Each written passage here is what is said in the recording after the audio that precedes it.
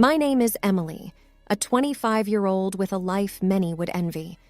My career in marketing had taken off faster than I dared to dream, and I was surrounded by a group of friends who were more like family. But for all my success, my love life was a series of unremarkable dates and fleeting connections. That was until a regular evening turned into something out of a storybook. It was a casual dinner with friends at a new restaurant, Savory Secrets. The place had a buzz about it, a mix of modern chic and cozy comfort. I was there with Sarah, my college roommate turned confidant, and Mike, the friend who always had my back. We were celebrating my latest promotion, and I remember feeling a mix of pride and excitement. "Emily, you seriously need to take a break and enjoy yourself. You've earned it," Sarah said, raising her glass in a toast. Mike chimed in. "Yeah, maybe you'll even meet someone interesting tonight. This place is swarming with potential." I laughed it off, focusing more on the intriguing menu. That's when Mark, the chef, approached our table. He was charismatic, with an easy smile and an apron that told stories of his culinary battles. "Evening, folks. I'm Mark, the head chef. I couldn't help but overhear it's a special occasion. Mind if I recommend something off-menu? It's a creation I'm particularly proud of." His confidence was intriguing. "Sure, why not? Surprise us," I replied, intrigued by this unexpected interaction. As Mark walked away, Sarah nudged me. "He's definitely interesting, right?"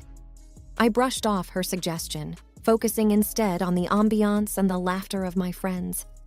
But I couldn't deny there was something about Mark that caught my attention. When the dishes arrived, they were a work of art. The flavors were complex and delightful, a perfect balance of innovation and comfort.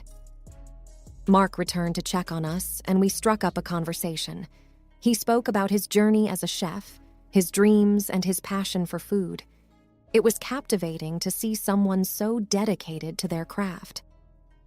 "You really have a talent for this," I found myself saying. "This dish is amazing." Mark's eyes lit up with genuine appreciation. "Thank you, Emily. That means a lot. I hope I can cook for you again sometime." The night continued with more laughter and stories, but there was an undercurrent of something new and exciting. As we left the restaurant, Mark caught up with us at the door. "It was great meeting you all. Emily, I hope to see you back here soon. Maybe next time you can try another one of my special creations." His words lingered with me as we walked away. Sarah and Mike teased me about the obvious spark, but I brushed it off as just a pleasant encounter. Over the next few days, thoughts of Mark and his culinary magic kept drifting into my mind. There was an undeniable connection, something I hadn't felt in a long time. It was a feeling of curiosity, of wanting to know more about this person who had appeared so unexpectedly in my life.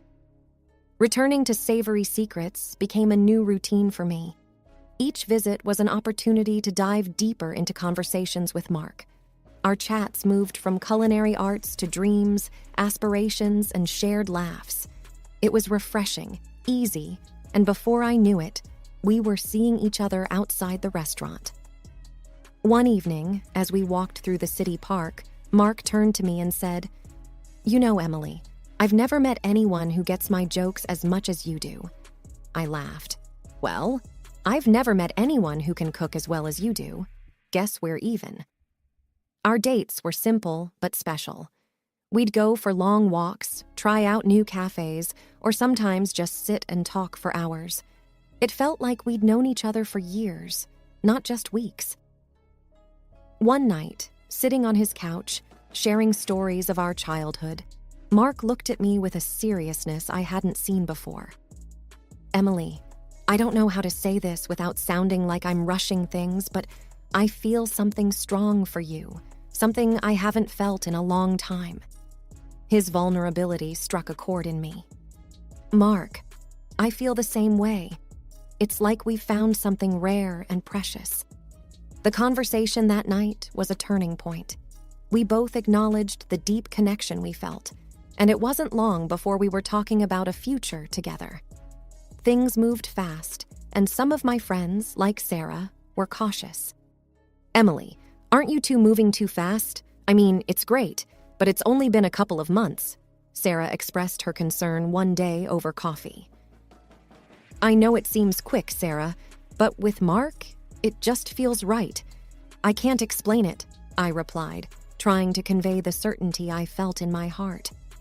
Mark's passion wasn't just limited to his work. He was equally passionate about our relationship. He'd surprise me with little notes, impromptu dates, and always made sure to listen and understand me. It was a level of attention and care I hadn't experienced before. One evening, while we were having dinner at my place, Mark brought up the topic of marriage. "Emily, I've been thinking, what we have is unique. I don't want to wait to start our life together. How would you feel about getting married?"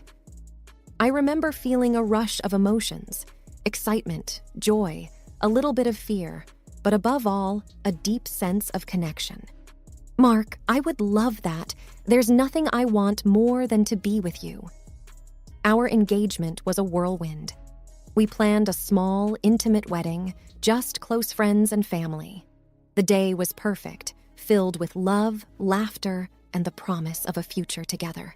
Looking back, those months were a blur of happiness. I had found someone who understood me, who shared my passions, and who made every day brighter. It was a romance out of a fairy tale, and I was fully immersed in the magic of it all. Our first year of marriage, a blend of joy and adjustments, was unfolding in ways I hadn't anticipated. The home I had always known took on new life with Mark's presence. Our routines intermingled, my early morning jogs followed by his meticulously crafted breakfasts, the quick kisses before rushing to our respective jobs, and the quiet evenings when we both managed to be home together. But beneath the surface of our domestic bliss, a current of tension was slowly rising. Mark's commitment to his work was admirable, yet it began to take a toll on our time together. His hours at the restaurant extended late into the night, leaving me in a quiet house, thoughts wandering to the growing distance between us. One night, as we sat down for a rare dinner together, I decided to voice my concerns. "Mark, I love that you're so passionate about your work, but these long hours? I miss you. Is there any way you can cut back a bit?" He looked at me, his face etched with a mix of concern and an unspoken pressure. "Emily, you know I'm doing this for us. I need to match your success, to contribute equally.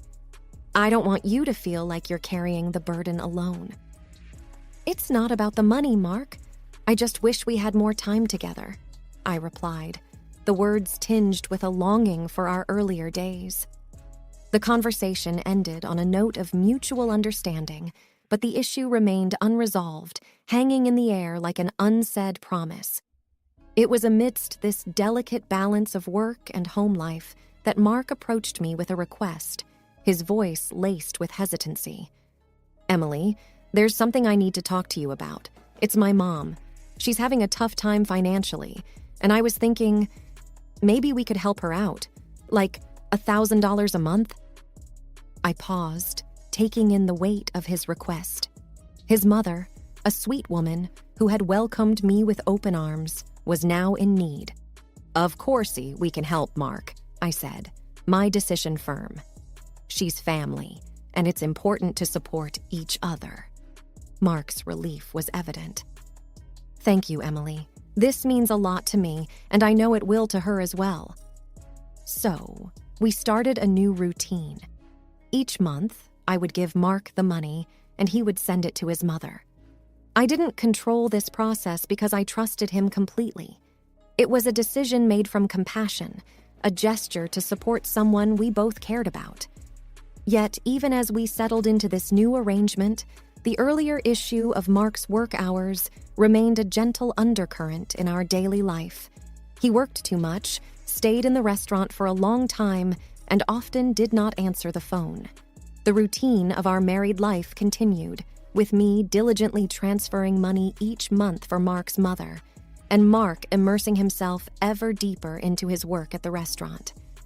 Despite the semblance of normalcy, An undercurrent of loneliness persisted in the wake of his prolonged absences. I kept myself busy, focusing on my career, but the solitude in our home was palpable. It was during one of these routine evenings that a call from Lily, a friend living on the other side of town, stirred a whirlpool of doubts in my mind. "Emily, I've seen Mark around here quite often. He's always going to the same house with large packages in hand. It's been happening for a while now." Her words sent a chill down my spine. "Are you sure it's Mark?" "Yes, I'm certain. It's just odd, don't you think?" Lily's voice was laced with concern. That night, I confronted Mark. His arrival home was met with my anxious query. "Mark, Lily says she's seen you frequently at a house on the west side. What are you doing there?" For a moment, there was a flicker of alarm in Mark's eyes. "Oh, that! It's nothing to worry about. Our restaurant has taken on a community project. We're helping out some elderly and needy people in that area with food and necessities." His explanation seemed plausible, yet something in the back of my mind nagged at me. "But why didn't you tell me about this project?" "It didn't seem important. It's just part of the job," he replied casually, but I could sense a hint of discomfort. Wanting to believe him, yet unable to shake off my doubts, I pressed further. "Can you show me something about this project? It just seems a bit unusual." Mark paused for a moment, then took out his phone. He scrolled through his photos and showed me a picture of himself standing next to an elderly man, both smiling at the camera. "See, this is Mr. Thompson, one of the people we're helping." The photo did bring some reassurance, but the seeds of doubt had already been sown. The smile on Mark's face in the picture seemed genuine, and the elderly man looked like someone who could use the help. Yet, why did I feel like something was still amiss? That night, as I lay in bed, Mark's regular breathing beside me, I couldn't help but feel a mix of relief and lingering suspicion. The photograph had partly allayed my fears, but Lily's words echoed in my mind, and a small part of me still questioned the truth of Mark's explanation.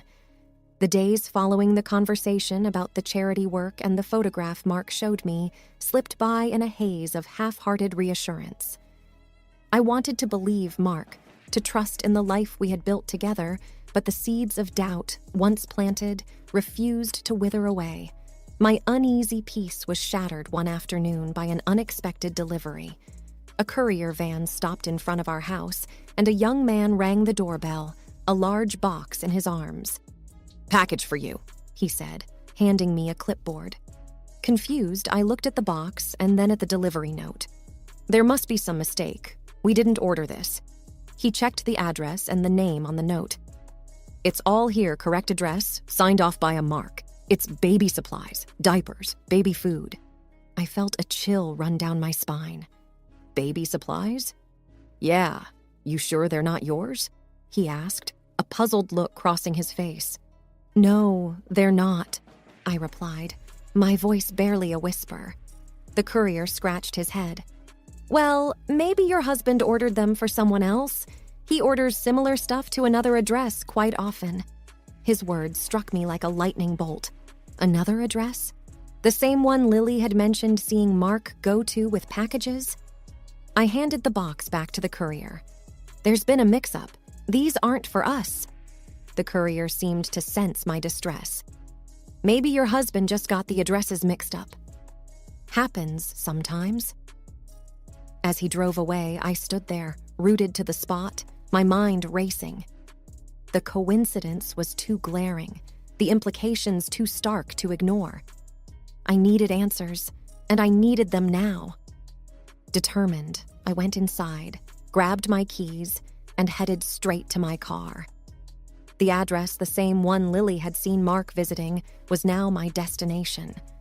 My hands trembled on the steering wheel, each turn bringing me closer to a truth I both dreaded and needed to confront. The drive felt surreal, as if I were moving through a fog of disbelief. How could my life, which seemed so perfect, unravel so quickly? What was waiting for me at that address? I tried to brace myself for what I might find, but deep down, I knew nothing could prepare me for the reality of betrayal.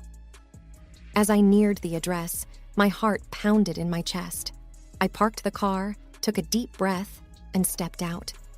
The house in front of me looked ordinary, yet it held the key to the secrets Mark had been keeping. Standing at the doorstep of the unknown, my heart raced with a mix of fear and determination. The door opened, and a young woman appeared, her eyes curious and a little cautious. She was holding a toddler, no more than a year old. "Can I help you?" she asked, looking at me with a puzzled expression. I took a deep breath, trying to steady my voice. "I'm looking for Mark. Is he here?" Her eyebrows knitted in confusion. "Mark. Yes, he's here. Who are you?" Before I could answer, Mark appeared behind her. The look on his face when he saw me was a mix of shock and fear. "Emily, what are you doing here?" I could barely find my words. The sight of him in this setting felt like a punch to the gut. "I could ask you the same, Mark. What's going on? Who is this woman? And why are you here?" The woman looked from me to Mark, a growing sense of realization dawning on her face. "Mark, who is she?" Mark's voice was shaky. "This is Emily, my wife." The word wife hung in the air, heavy with betrayal. The woman's face turned pale, and she stepped back, her gaze fixed on Mark. "Your wife. You told me you were divorced." I felt the ground beneath me shift. Divorced? Mark, what is she talking about? Mark's eyes darted between me and the woman, his usual composure crumbling. "Emily, I can explain. It's not what it looks like." I shook my head, disbelief and anger swirling inside me. "Explain? How can you explain this?" The toddler in the woman's arms began to fuss, sensing the tension. She looked at Mark with a mixture of anger and hurt. "You need to leave, Mark. Now." Mark hesitated, his gaze lingering on the child, then turned to me. "Emily, please, let me explain. This is all a big misunderstanding." But the pieces had already fallen into place. The late nights, the secretive behavior, the baby supplies. It was all clear now. Mark had a life here, a life I knew nothing about. "Save it, Mark. There's nothing you can say," I said, my voice breaking. I turned and walked away, the sound of the closing door marking the end of the life I thought I had with Mark. The drive back home was a blur. Tears streamed down my face as the reality of Mark's betrayal sank in. He had been living a double life, and I had been oblivious, trusting him while he lied to me every day. When I got home, the house felt emptier than ever. The life I had built with Mark, the dreams we shared, everything felt tainted. I sat there, alone, trying to process the magnitude of what I had just discovered.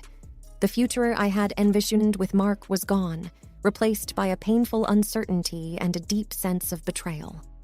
The days following the revelation felt like walking through a fog. I moved through the motions of my daily life, but everything seemed dull and distant.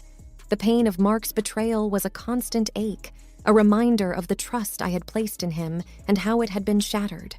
Mark tried to reach out, his messages and calls filling up my phone, but I couldn't bring myself to answer. I needed space, time to think and to heal.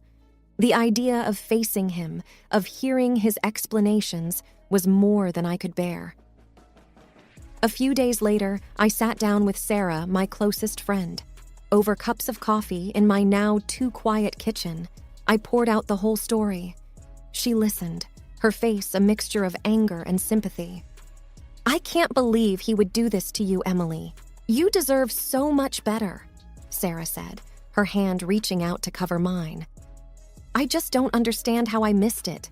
The signs were all there," I replied, the weight of my naivety heavy on my shoulders.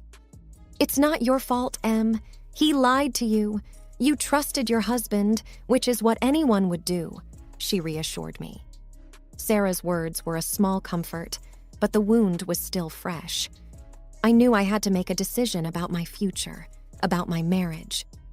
With Sarah's encouragement, I contacted a lawyer to discuss my options. The lawyer was sympathetic but professional, outlining the steps for a divorce and what I could expect in terms of legal proceedings. "I want compensation for this betrayal," I said, a newfound determination in my voice. "We'll do everything we can to ensure a fair outcome," the lawyer assured me. The process was draining, both emotionally and legally. Mark's attempts to explain and reconcile turned into pleas for forgiveness as the reality of the divorce proceedings set in. But for me, the trust was broken beyond repair. In the midst of the legal battle, I also had to confront the financial deceit. The money I had given him under the pretense of helping his mother, it was meant for his second family. I supported his mistress and child. Unraveling our joint finances and reclaiming what was rightfully mine became another battleground.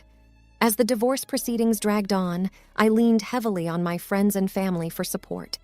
They were my rock, providing comfort and strength when I felt overwhelmed by the chaos that my life had become. Finally, the day came when the divorce was finalized.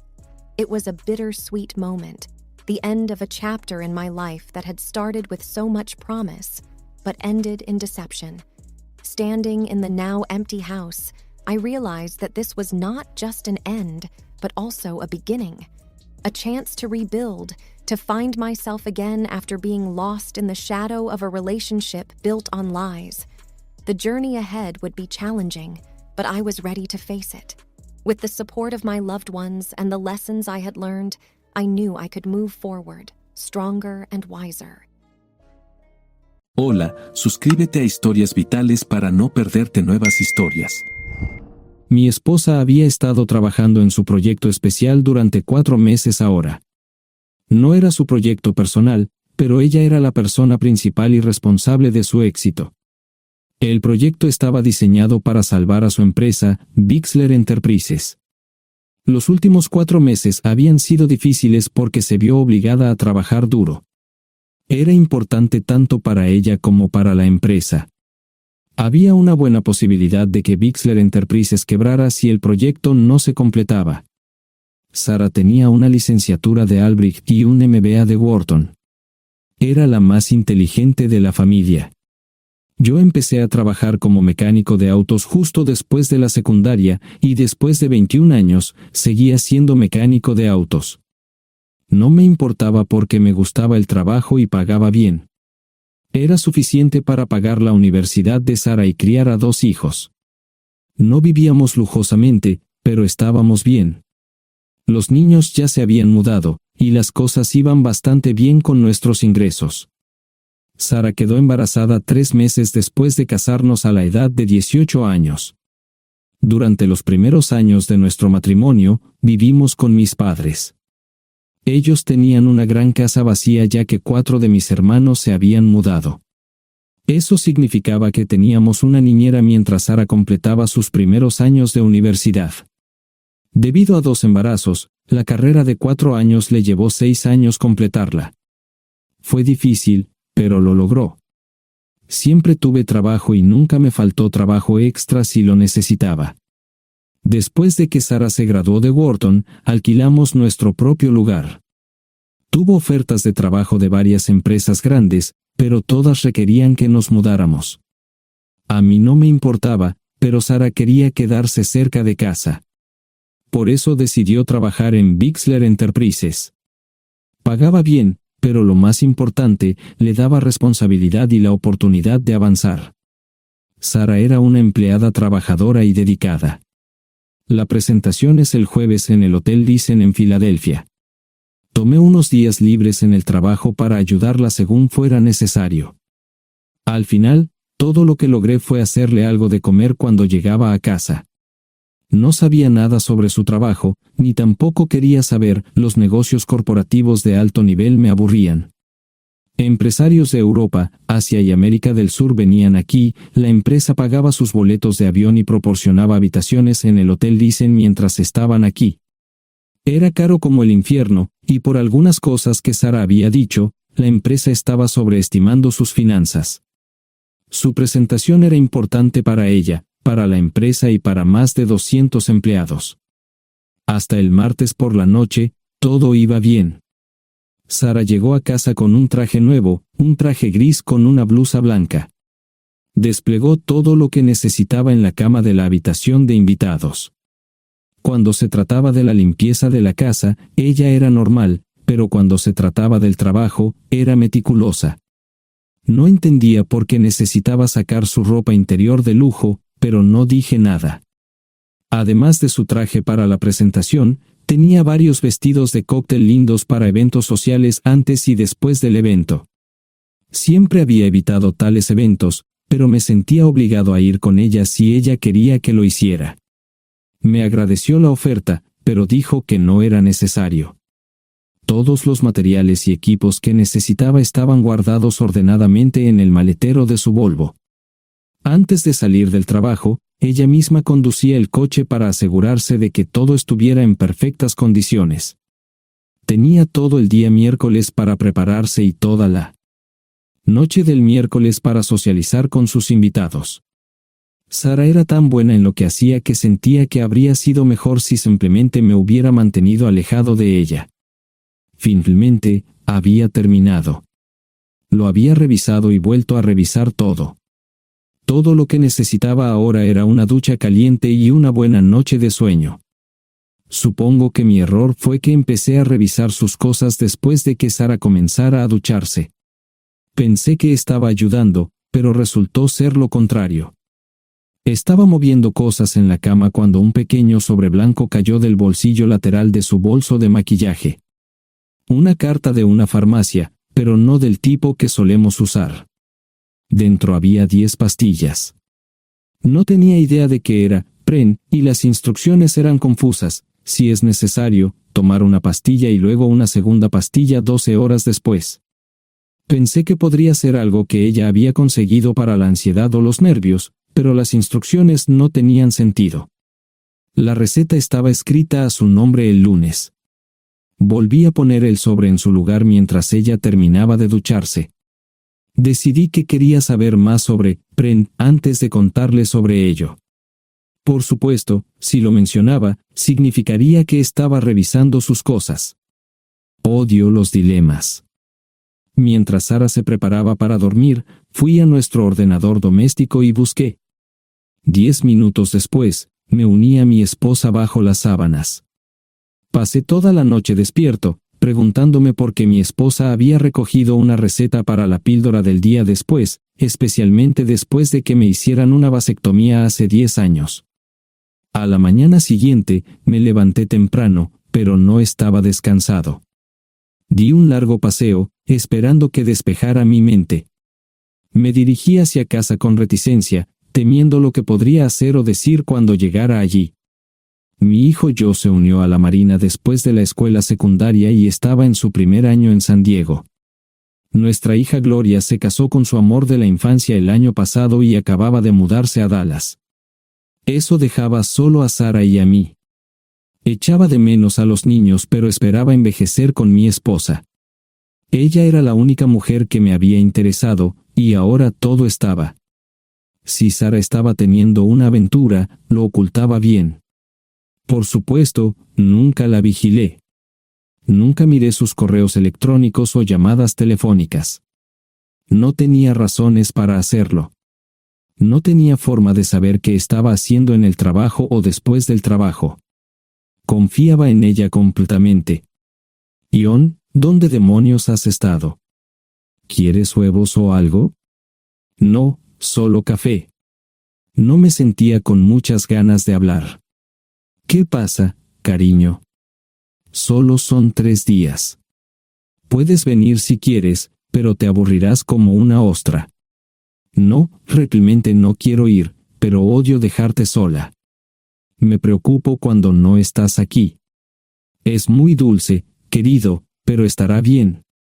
No voy a salir del hotel en todo este tiempo.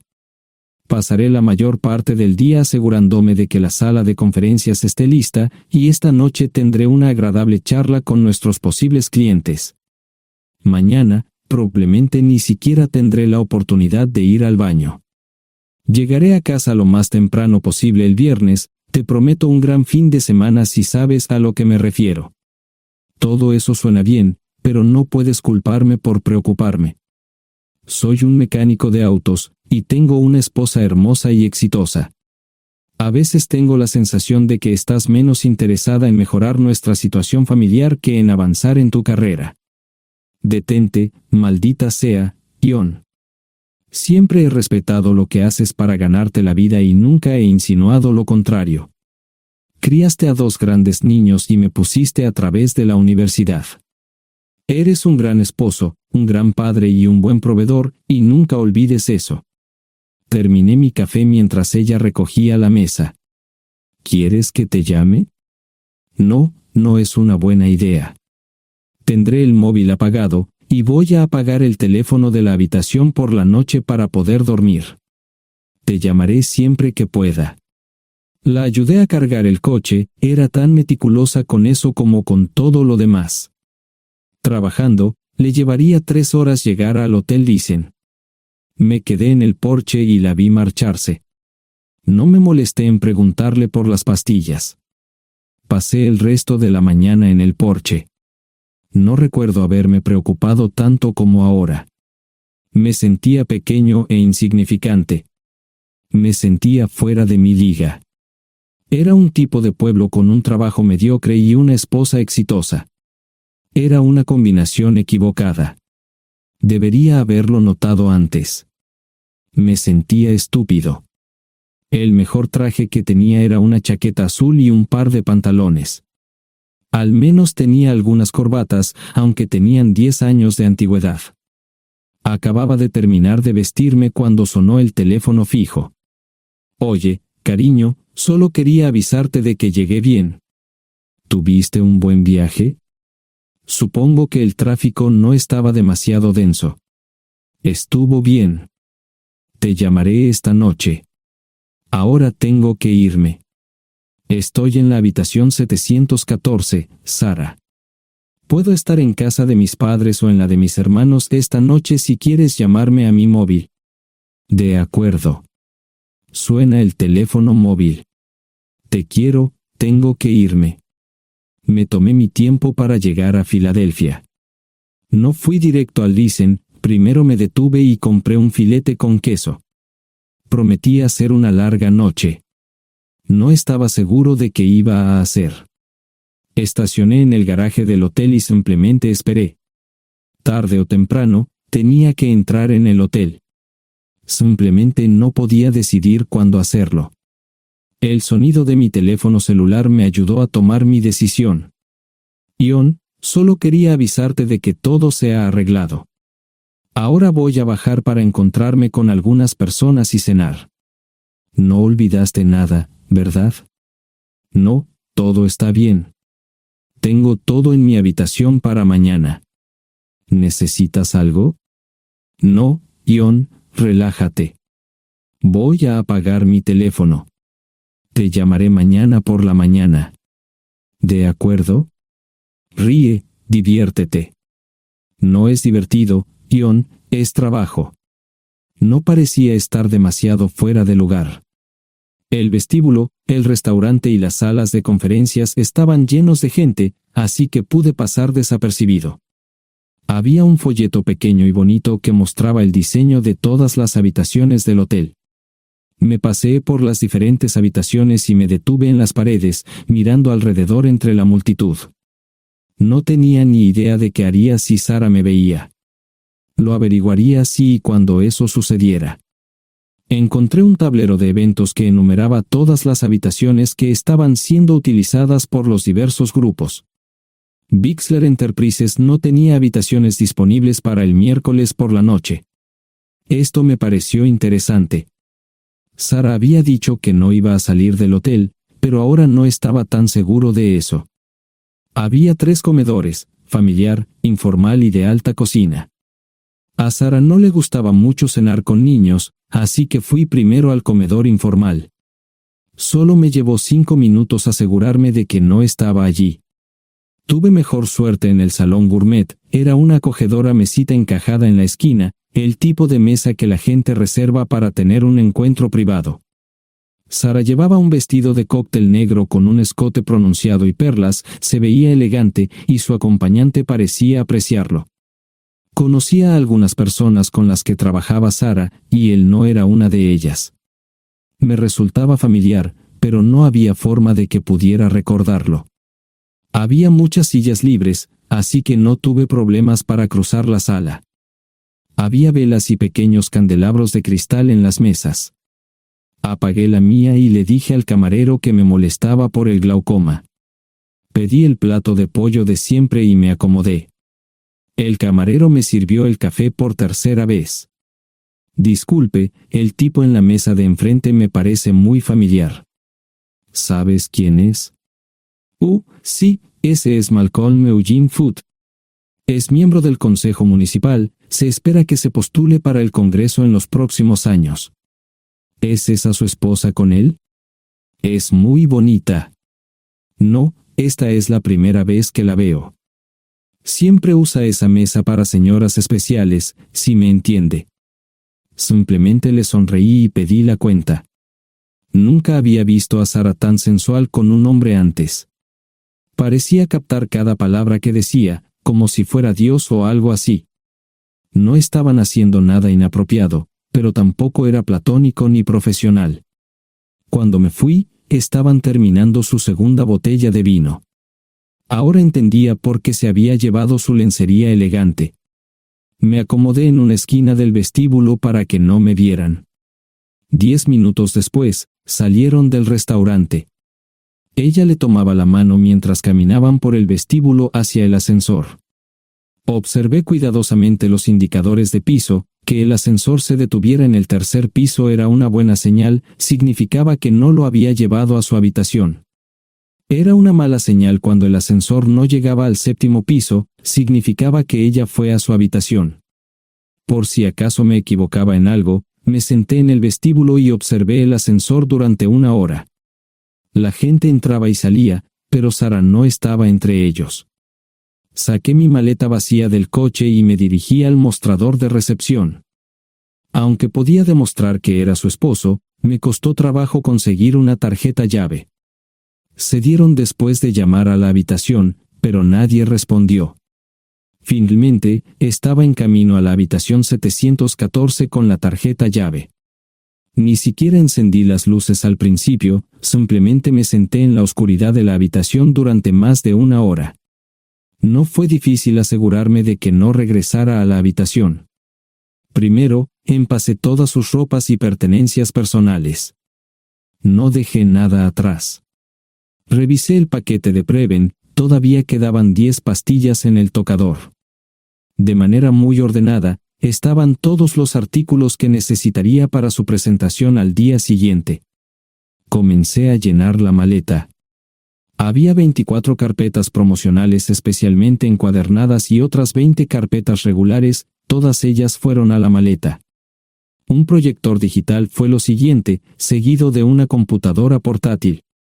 Tomé su bolso y su celular, que había dejado en la habitación, todo lo que tenía consigo era un bolso de mano y probablemente un tubo de lápiz labial. Di una vuelta por la habitación tan cuidadosamente como lo hizo ella para asegurarme de no perder nada. Una vez satisfecho, dejé las llaves del coche y mi anillo de bodas en el tocador. Aparte de esos 2 objetos, la habitación estaba completamente vacía. El ascensor se dirigió directamente al estacionamiento, no tuve problemas para llevar 2 maletas, y 20 minutos después, estaba en la autopista rumbo al norte. Pasaban las 3 de la madrugada, no tenía idea de que había pasado tanto tiempo. 1 hora o 2 después, sonó mi teléfono celular, la identificación de llamadas mostraba el número del Listen. ¿Ion? Sí, ¿dónde estás? Estaré en casa pronto. Eso fue todo lo que dije, hubo silencio en el otro extremo de la línea. Los vendedores tienen un viejo dicho, el primero que habla pierde. Pareció una eternidad antes de que ella hablara. Ion, lo siento. No preguntó nada y simplemente colgó. Apagué mi teléfono, era obvio que había regresado a su habitación. Más tarde ese día, tenía que dar una presentación que salvaría a su empresa y le daría un ascenso. Metí las maletas en el desván del garaje. Sara nunca iba allí y nunca pensó en buscar algo allí. Por supuesto, en este punto, estoy bastante seguro de que no importaba. Primero, recogí todas mis ropas y pertenencias personales. La mayoría de los hombres tienen sus propias herramientas, generalmente es un requisito para el trabajo. Pasé por la tienda, cargué las mías en el Subaru y recogí mi último cheque de pago. Para entonces, los bancos ya estaban abiertos, no tuve que hacer ninguna manipulación financiera complicada. Simplemente retiré todo el dinero de mis cuentas. Almorcé en Hagerstown, Maryland. Tenía suficiente dinero para vivir durante unos años, pero sabía que estaría buscando trabajo muy pronto. Sara y yo éramos parecidos en eso de que a ambos nos encantaba trabajar. La voy a extrañar. Pasé un par de horas en las cuevas del Uray y alquilé una habitación cerca de Whitewell. No tenía idea de qué iba a hacer. Era sábado, y me encontré sentado en el acuario de Chattanooga, observando la naturaleza que nunca había visto antes. Pasé unas horas simplemente relajándome y decidí que era un buen lugar para estar. Compré un pase anual para el acuario y, para la hora de la cena, tenía un lugar donde quedarme. Era un remolque móvil en el parque, pero estaba amueblado y era económico. No necesitaba mucho. La primera cosa que haría el lunes por la mañana sería conseguir un trabajo. Un buen hombre de mantenimiento siempre puede conseguir un trabajo, especialmente si está dispuesto a trabajar duro. Podría permanecer discreto hasta que fuera el momento de renovar mi licencia de conducir o las etiquetas del coche. Me preocuparé por eso cuando llegue el momento. El domingo por la tarde, llamé a Gloria. Me sentí obligado a informarle sobre lo que estaba sucediendo, pero Sara ya se lo había contado.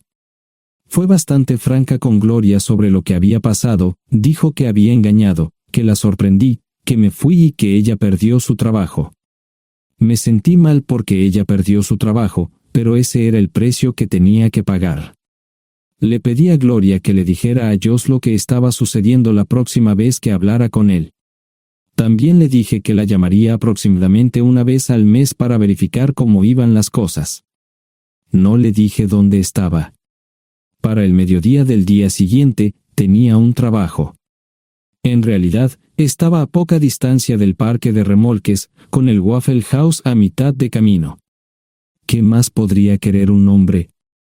No sé cómo manejaron el papeleo, pero me estaban pagando $20 por hora sin hacer preguntas. Estaba feliz, y ellos también. Ni siquiera tendría que tocar el dinero que traje conmigo. Unos 2 meses después, Gloria me informó que Sara se había mudado de la casa y estaba viviendo con sus padres. Gloria no sabía nada más, pero estaba feliz de que estuviera estable y le estuviera yendo bien. Josh me llamó desde San Diego solo para informarme que iba a hacer un crucero. Era técnico en aviónica en un portaaviones. Intentó explicar qué hacía exactamente, pero estaba más allá de mi comprensión. Nunca supe mucho sobre cosas técnicas. Ambos tuvieron cuidado de no decir nada malo sobre su madre. Aprecié eso. Después de eso, todo siguió como siempre. Comencé a hablar con Gloria al menos semanalmente. Josh y yo comenzamos a enviar correos electrónicos regularmente. Gloria hablaba regularmente con Sara, pero decía muy poco sobre lo que estaba haciendo o dónde estaba. Nunca presenté la solicitud de divorcio, y parece que Sara tampoco lo hizo. Tengo una licencia de conducir de Tennessee y las etiquetas en el Subaru. Comencé a frecuentar un bar local un par de veces al mes y tuve encuentros casuales. 2 mujeres se alternaban como mis compañeras nocturnas regulares. No buscaban compromisos, y yo tampoco. Parecía funcionar bien para todos nosotros. La vida era buena. Eso fue hace mucho tiempo, y gradualmente olvidé a Sara. Con el tiempo, el Subaru comenzó a darme problemas. Había olvidado cuánto tiempo había pasado. Tenía más de 200,000 millas. Estaba reflexionando sobre esto con una jarra de cerveza un día cuando me di cuenta de que habían pasado casi 5 años desde que me fui de casa.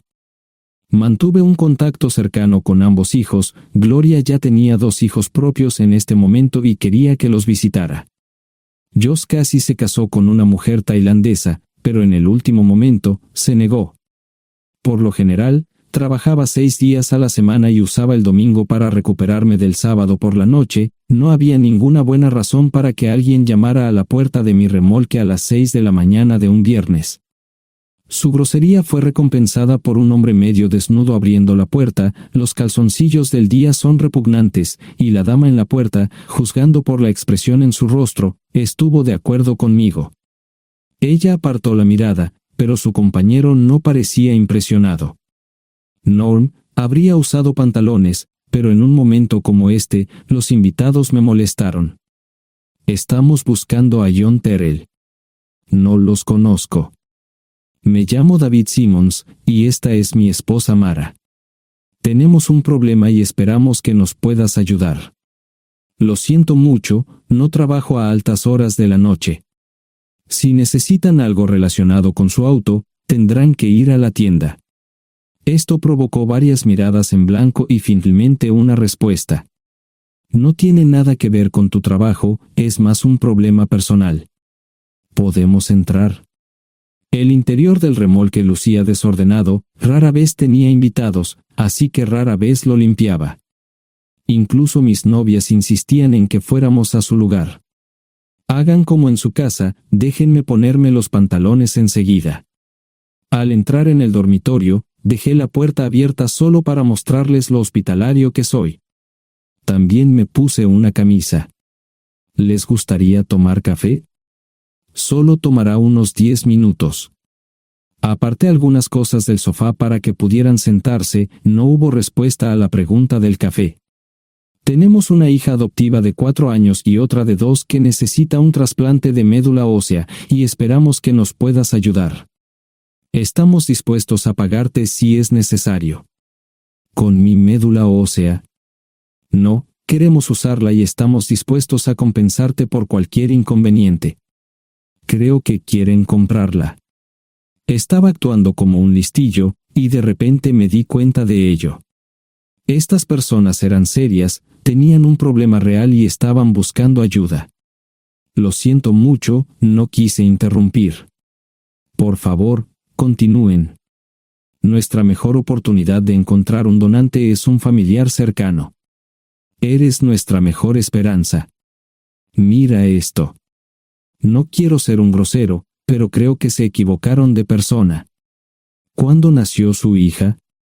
Cumplirá 5 años en julio. Marche Simmons habló por primera vez, y sonó sincera.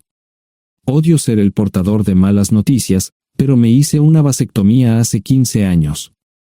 No hay forma de que pueda ser su padre.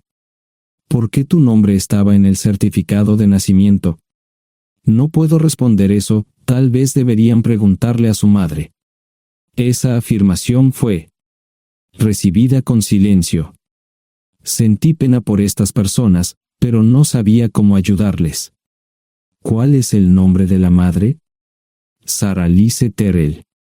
No encontraba las palabras.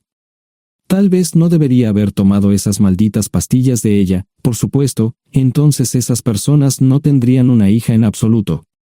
Todo lo que pensaba que había superado el dolor, y aquí está de nuevo, viejos recuerdos de mi esposa teniendo relaciones sexuales con ese maldito político de Filadelfia. Estaba empezando a olvidarlo todo, y ahora estaba de vuelta. Maldita sea. Ahora entiendo y pido disculpas por mi grosería e insensibilidad. Haré todo lo que esté en mi poder para ayudarles. En primer lugar, porque no puede Sara hacerse un trasplante de médula ósea. Médicamente, no puede. ¿Por qué no? Es madre, tiene que ser una donante adecuada. Ella es una donante adecuada, pero está demasiado enferma. Los médicos se negaron siquiera a considerar utilizarla. ¿Enferma de qué? Está muriendo de insuficiencia hepática. Le quedan menos de 6 meses de vida. Esto no tiene sentido. Siempre ha estado perfectamente sana. Además, no creo que un hígado enfermo le impida donar médula ósea. El hospital no aceptará su firma en el formulario de consentimiento. ¿Estás diciendo que hay algo mal en su cabeza? Ambos me miraron en silencio, sabían la respuesta, pero no querían decirlo. En ese momento, no quería que se sintieran aún más incómodos. Hace 10 minutos, no me importaban, pero ahora sentía que tenía que protegerlos y ayudarlos. ¿Cómo sucedió esto? ¿Podría alguno de mis hijos ayudar? Quizás, pero pensamos que eras nuestra mejor esperanza. ¿Por qué no van tras su padre, su verdadero padre? Pensamos que eras tú. No tenemos ni idea de quién más podría ser. Sara no nos dijo nada sobre otro posible padre. De hecho, ella no estaba en condiciones de explicar nada, agregó Mara. Obtuvimos la mayoría de nuestra información de la agencia de adopción. Tuve que preparar café y hacer pis, permítanme un momento. Dejé a mis invitados sentados mientras preparaba el café. Solo tomó unos minutos. Mientras se preparaba, fui al baño, algo que necesitaba hacer urgentemente. Traté de ser discreto, ya había avergonzado lo suficiente a Mara. ¿Dónde viven? En Westchester, Pensilvania. Les haré una oferta. Si les digo quién es el verdadero padre de su hija, deben prometerme que lo perseguirán sin descanso hasta obtener lo que desean. ¿De qué estás hablando? El padre de su hija es un político prominente en Pensilvania. Por supuesto, negará todo y probablemente les proporcionará documentos legales para detener sus esfuerzos. Si acuerdan presionar lo suficiente para que él admita que la niña es suya, podrán avergonzarlo y obligarlo a hacerse un trasplante de médula ósea. Eso es lo que quieren, ¿verdad? Sí, claro, pero ¿cómo hacemos eso? No lo sé. Soy mecánico. Trabajo con metal para ganarme la vida. Creo que la mejor manera sería utilizar la televisión, la radio y los periódicos. Los políticos harán cualquier cosa para evitar una mala publicidad. ¿Tienen amigos que puedan ayudar? Bueno, ahora ambos estaban sonriendo. Debo haber dicho algo que les dio esperanza. Creo que podemos hacer esto. ¿Quién demonios es él? Malcolm Eugene Foote. Se postula para el Senado de los Estados Unidos. Apuesto a que hará cualquier cosa para evitar una mala publicidad. El café estaba listo, pero David y Marshen no podían esperar para llegar a casa. Antes de irse, les dije cómo ponerse en contacto con Gloria y Josh en caso de que los necesitaran. Estaba seguro de que ayudarían. También les pedí que me dijeran dónde estaba Sara. Probablemente estaría en Pensacola antes de que ellos regresaran a Westchester. Me corté el pelo y compré una camisa nueva. Sara era una tramposa que arruinó mi vida, pero aún así quería lucir bien cuando la viera. Era otro remolque, pero esta vez era un bonito doble nuevo. Allí estaba su Volvo con una llanta desinflada y un parabrisas roto. La mujer que abrió la puerta no era Sara, parecía que la habían empapado fuerte y la habían dejado empapada. Tenía al menos 45, tal vez 50, y debió haber tenido una vida difícil. La falta de maquillaje no ayudaba, y simplemente se veía horrible. No tuve la oportunidad de abrir la boca. Caray, si no es John Terrell. Nunca esperé verte aquí. Tuve que usar la vieja línea, me estás poniendo en desventaja. Sherry Hart. Pasa, entra. ¿Quieres una cerveza? No, pero gracias. Estoy aquí para ver a Sara. Sherry cruzó la habitación y se detuvo en el buffet del comedor. Aquí está, John. Mírala todo lo que quieras. Su mano señalaba una urna de latón que estaba en el centro del buffet vacío. Supongo que llegué demasiado tarde. No me moví, solo me quedé mirando el contenedor frente a mí. ¿Puedo tomar una cerveza ahora? Sara se mudó a Pensacola después de dar a su bebé en adopción. Compró el remolque con el dinero que recibió de Bixler Enterprises después de que la despidieron. Tenía una participación en las ganancias, 401k, y vacaciones y días de enfermedad. Eventualmente, consiguió un trabajo en una fábrica local de prendas de vestir donde trabajaba en el departamento de envíos. Allí fue donde conoció a Serry. Serry alquilaba una habitación de Sara. Cada centavo que Sara ganaba iba para el alcohol. Empezó con vino y gradualmente pasó a bebidas más fuertes, las más baratas. Eventualmente, perdió su trabajo debido a su alcoholismo y se vio obligada a usar sus ahorros. Nunca salió con nadie ni salió a ningún lado. Serry se quedó con ella, pagó sus servicios públicos y compró alimentos que Sara no comía. Le llevó más de 3 años quitarse la vida. Increíblemente, ella tenía un testamento y me dejó un doble remolque y un Volvo. Serry explicó que Sara estaba tan angustiada por lo que había hecho que simplemente se rindió. No intentó evitar el embarazo ni siquiera terminarlo. La adopción se había arreglado meses antes de que naciera el bebé. Nunca volvió a trabajar, excepto en los trabajos clandestinos que hacía mal. Serry dijo que Sara no parecía tener ambición ni propósito en la vida. Sara hablaba mucho de mí pero tenía miedo de intentar contactarme. Gloria le dio mi número, pero nunca me llamó. Era como si su aventura de una noche la hubiera lastimado más a ella que a mí. Estuve allí durante 2 semanas y luego vendí el remolque de Serry por $1 y obtuve $3,000 por el Volvo. 2 días después, estaba en Westchester visitando a mis nuevos amigos David y Marche. Malcolm Eugene Foote resistió al principio, pero David y Marche lo presionaron hasta que cedió. Insistió en pruebas de ADN, que demostraron que era el padre. Para salvar la cara, más o menos lo obligaron a someterse a un trasplante de médula ósea, que fue exitoso. La carrera política y la vida familiar de Malcolm no dejaron una impresión favorable. Su caída en las encuestas fue tan rápida que el partido lo reemplazó por otro candidato unos meses antes de las elecciones. Su esposa solicitó el divorcio y fue muy pública al respecto. Sara y yo estamos viajando ahora a Dallas para ver a Gloria y a mis nietos. No sé cuánto tiempo mantendré a Sara conmigo, probablemente hasta que tenga a alguien.